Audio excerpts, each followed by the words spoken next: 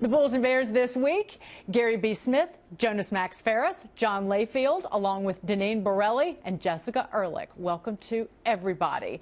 John, you say the markets are telling us that Trump's cabinet picks will help him slash regulations and spark a booming economy. That's certainly what the market believes. There's no other way to explain this. Look, we've had subpar 3% GDP for 10 straight years, a record for the United States. And the only thing that changed, we'd had more of the same under Ms. Clinton if she had been elected president and brought in her cabinet, was Donald Trump started introducing a business-friendly administration and a business-friendly cabinet, at least perceived that way by Wall Street. And there's historical precedence for this. Calvin Coolidge came in right after Warren G. Harding had lowered taxes a little bit, but he lowered taxes significantly, took government out in the 1920s. That's what created the boom. Ronald Reagan did the exact same thing, and President Clinton, who's been given credit for probably mistakenly for creating the internet boom, he was lucky that that happened. But what he wasn't lucky about was in 1996 he created the Small Business Fairness Act, which greatly cut regulation, and that attributed more to President Clinton's boom than the internet did. So yes, I think the market looks at this, it looks at history and says we should have a good economy going ahead. Gary B., get government out of the way, cut some of the record regulations that the Obama administration has put in, unleash hiring, unleash the economy. Exactly, Dig. And, you know, regulations, I think, firmly are the barnacles that are holding this economy back. They keep growing and growing. If you want the greatest job industry, growth industry, it's go to D.C. and be a government regulator, because you'll join the other 277,000 people that regulate the economy. Agencies like the EPA, the Department of Energy, the SEC. It's costing our economy $100 billion a year. Let me just give you two quick examples. You know that fluorescent light brouhaha that we're still going through? Those government regulations cost us $863 million a year to tell us what lights to have. The Department of Energy regulates home furnaces, or the EPA rather, home furnaces they regulate, for crying out loud, telling us how to heat our homes. That costs $46 million a year. You start to cut through this stuff, and you're going to see that ship bound up by these barnacles called the economy take off. Deneen, more than 600 regulations, major regulations out of the Obama White House. That is a record. It is about $800 billion in cost. It's about $2,300 for every American. No, it's really outrageous, the number of regulations that have been harming our economy and harming hardworking Americans. When you think about the regulations that are unleashed on the fossil fuel industry alone, the thousands and thousands of jobs that have been lost by coal miners because of Obama's war on fossil fuels, we're talking about hardworking Americans who are making great money, not minimum wage, great paying jobs in just that one industry alone, for one example. And clearly, we need to reduce regulations and unleash our fossil fuel industry to create more jobs. Jessica, as we've gotten more and more of these cabinet picks, record after record in the stock market, and it's not just big stocks, it's small stocks too.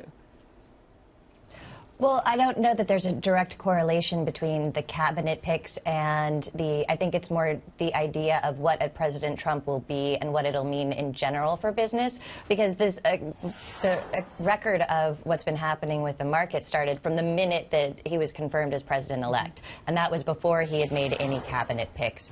So I haven't seen any direct correlations, and I think, yes, there's something to be said, certainly, for, you know, his wanting to change trade deals, to work on these things. But I think as we see these actually implemented and going forward, we're going to have a fairly rocky market as companies start responding. So far, things have been okay with Carrier, but what happens when companies are facing, you know, we saw with Boeing alone that their price dipped immediately upon Trump saying that he was not going to have the contract going forward to build a new Air Force One. So as these things happen and continue to create uncertainty, the companies don't know, you know, are they going to be the next target? Are they going to be forced to bring their jobs back, or is that going to change how they're investing? I think that will be the most interesting tell. We've had 8 years of virtually lawless rulemaking by the likes of the EPA, the Labor Department, Jonas, and the fact that that could disappear and it's been given stocks a lift. It's actually been the highest average annual stock market return for, I think, any president in history. In fact,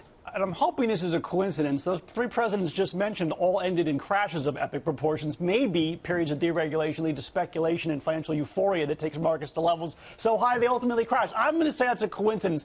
But look, financial regulations in general do not exist to pump stock prices up.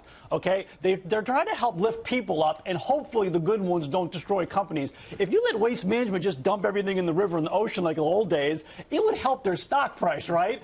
That doesn't mean it's a good to get rid of that regulation that prevents you from putting paint in the rivers. But like you've had regulators overstepping, Jonas. You've had them, these are regulations that are held up in the courts because, well, they look illegal.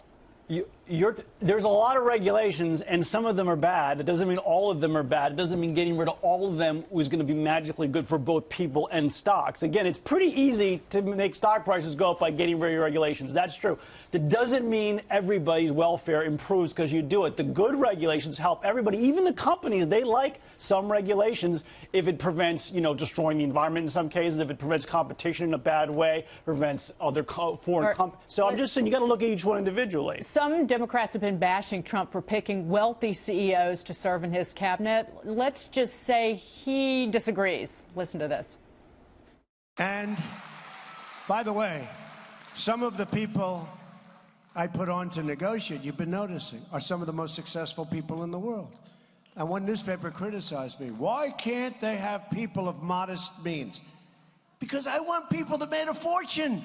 Because now they're negotiating with you. Okay? Yeah, rich is bad, John.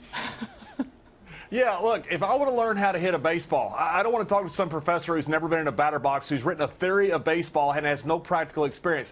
I want Wade Boggs to teach me, one of the greatest hitters in baseball, to teach me how to hit a baseball. You look at Linda McMahon. I worked for Linda. I worked for the WWE. Right. Linda started a small business on the verge of bankruptcy, mortgaged her own home with Vince to create WrestleMania, and she created a business that's worth $1.5 billion, a global conglomerate. If you want somebody that is going to be head of the Small Business Administration like Linda McMahon is, that is exactly who I want. Not somebody who's written some goofy theory about business that has no practical experience. Yeah, I want broke failures as the cabinet picks, Gary B. Well, exactly. Look, if you go back to the Constitutional Convention, the Founding Fathers, you go through them, there was a lot of common people, but the bulk of them were very successful, very rich, certainly compared to the common citizen then. George Washington was very wealthy at the time. Thomas Jefferson, very wealthy. Ben Franklin, very, very successful, very wealthy, able to retire early. These are the kind of people, they were the shining stars of our early democracy. That's the kind. Now, I think that what Trump is hiring now are the shining stars of this new generation. Okay, you know what? Yes, you want bright, successful people. Trump might be more influenced by financial success than just being smart. And I will say, there's billionaires like Michael Bloomberg who look out for the interests of everybody yet know how to run a business. And then there's rich people like the Italian Silvio Berlusconi who just are rich and look out for their own interests and their friends' interests. And that doesn't always benefit or make for a good politician. So you don't want just average Joes running the government. That's not going to work either. But just a billionaire class looking out for their interests is also a flawed system. But we still have kings and royalty running the government. There's nobody named Sir or Prince who's in the cabinet that we know of, Jonas. So thank you. Thanks, guys. No, but I mean, go ahead, Jessica. I think that's actually an excellent point. I have no problem with it. I think most people have no problem with someone who's been successful and in the industry or within the business in a positive way, who's now going to be coming in and working in a cabinet position. But when you have people that are sort of hand-selected because they are wealthy and cronies, and someone who's, for instance, is up for Secretary of Education, who has no actual experience in public education, who hasn't worked in the system, who hasn't gone to public education, who hasn't had children in public education, except fighting the teachers union. Very specifically, the Federal Reserve Chairman should not be a billionaire. So I think that is the concern. Jessica, I mean, that's the concern people have. Wealthy individuals who bring a wealth of experience to the table. You need to bring in people who know what they're doing and who know what's going on and how to handle things. That's got to be the final word. Thank